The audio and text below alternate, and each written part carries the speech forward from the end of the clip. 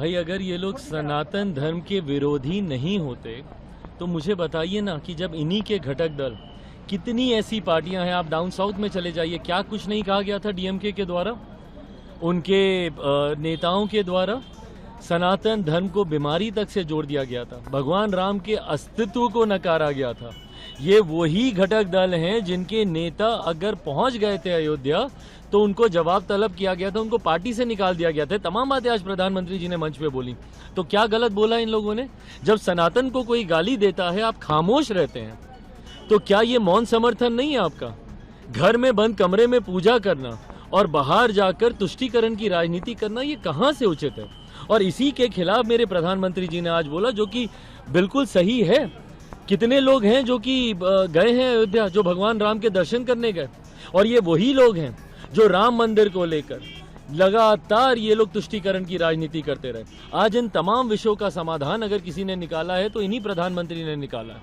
तेजस्वी यादव ने यह भी कहा है कि प्रधानमंत्री सिर्फ झूठ बोलते हैं और पिछले 10 वर्षों में उन्होंने बिहार को कुछ नहीं दिया। अगर इतना ही है तो विशेष राज्य का दर्जा क्यों नहीं? तो जिनके साथ ये सहयोगी हैं, Congress lead government for the longest time, आजादी के बाद यही लोग सत्ता में रहे, दशकों तक इनकी सरकार रही, पूर्ण बहुमत की सरकारें रही, मिलीजुली सरकारें रही।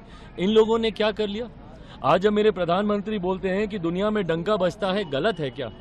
झुटलाएं इस बात को, बता दीजिए। यूरोप जाते हैं, ऑस्ट्रेलिया जाते हैं, न्यूजीलैंड जाते हैं, अमेरिका जाते हैं, देश का डंका बजता है कि नहीं? मुझे बता दें, क्या ये बात गलत है? ये सब स्टैट्स हैं, ये सब डेटाज हैं, रिसर्च के आधार पर कही गई बातें हैं। इसको नकार के बताएं ना। आज से पहले दहाई के आंकड़े में कौन से पायदान पर हमारे देश की अर्थव्यवस्था थी? किसी को पता था? किसी को चिंता थी? आज 5वें नंबर पर देश की अर्थव्यवस्था आई है। और देश की जब अर्थव्यवस्था बढ़ती है भाई, राज्य का राजस्व बढ़ता है, उस क्षेत्र का आर्थिक विकास होता है, प्रति व्यक्ति आय में इजाफा होता है। आने वाले 5 महीनों में इसको 3रे नंबर पर लेकर जाने का लक्ष्य है। मुझे बताइए, विपक्ष के कौन से नेता, कौन से दल ने इन लक्ष्य को रखा? आजादी के बाद गरीबी हटाने का नारा तो दिया गया, कितनी गरीबी हटा पाए? आज कितने करोड़ लोगों को गरीबी की रेखा से बाहर निकाला गया? 2047 में अगर भारत को विकसित राज्य बनाने का लक्ष्य मेरे प्रधानमंत्री ने रखा है तो उस दिशा में कार्य हो रहे हैं जो दिख रहे हैं। ना अर्थव्यवस्था मजबूत हो रही है, बल्कि सरहद से सीमाओं को भी सुरक्षित किया जा रहा है, अंतरिक्ष के माध्यम से टेक्नोलॉजी का भी इस्तेमाल किया जा रहा है। इन तमाम चीजों को जोड़कर भारत को आगे लेकर जाने का कार्य किया जा रहा है। लंबा समय इन विपक्ष के नेताओं को भी मिला था, पर देश और बिहार खास तौर पे और गरीबी में पिछड़ता गया और बदहाली में हमारा प्रदेश जाता रहा। इसके जिम्मेदार अगर ये लोग नहीं है तो और कौन है? तेजस्वी यादव ने करप्शन की बात की और उन्होंने ये भी कहा कि बीजेपी में, एनडीए में जो भी लोग जाते हैं वो करप्शन से क्लीन चिट हो जाते हैं और सिर्फ विपक्ष पर ही जांच एजेंसियों का कार्रवाई होती है। भाई जब ये लोग, मैं यही बोलता हूँ कि मोदी का विरोध करते करते भगवान राम का विरोध करने लगते हैं, मोदी का विरोध करते करते संवैधानिक संस्थाओं का विरोध करने लगते हैं, मोदी का विरोध करते करते लोकतंत्र के चौथे लोकतंत्र का एक मजबूत स्तंभ जुडिशरी का ये लोग विरोध करने लगते हैं। कहां तक सही है ये? अगर आप संवैधानिक संस्थाओं पर अगर आप विश्वास नहीं रखेंगे, देश के जुडिशियल सिस्टम में अगर आप विश्वास नहीं रखेंगे, मतलब इनके ऊपर कार्रवाई हो तो गलत। अगर आपने कुछ अपराध नहीं किया तो डरते क्यों हैं? क्या देश की कानून व्यवस्था पर इन लोगों को विश्वास नहीं है? क्या देश के जुडिशियल सिस्टम पर इन लोगों को विश्वास नहीं है? ईडी, सीबीआई को तो आप लोग नकारते आए ही हैं अभी तक।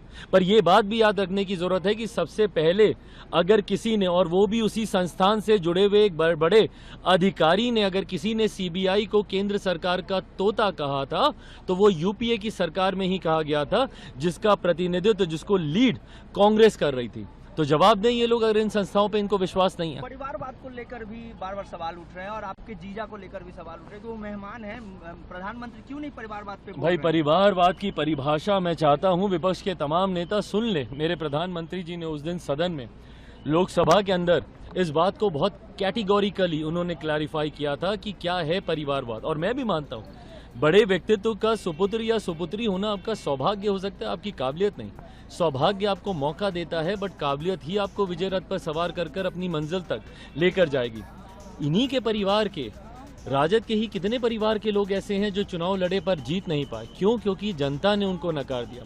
ऐसे में जो मेहनत करेगा, संघर्ष करेगा, इतिहास गवाह है भैया, कितने बड़े बड़े राष्ट्रपति, प्रधानमंत्रियों के बच्चे हैं जिनको दुनिया नहीं जानती, देश नहीं जानता, कोई नहीं जानता। क्यों? क्योंकि वो मेहनत नहीं कर पाए, अपना मुकाम नहीं बना पाए। पर अगर कोई अपनी क्षमता से, अपनी मेहनत से आगे आता है, and eventually everything boils down to your capabilities, your potential. आप पब्लिक डोमेन में है, जनता आपका भविष्य निर्धारित करेगी ना। अगर परिवारवाद से आने के बाद भी आपने मेहनत की होगी तो जनता आपको स्वीकार करेगी। पर सिर्फ सरनेम के नाम से आप आगे बढ़ना चाहेंगे तो जनता आपको नकारेगी ही नकारेगी।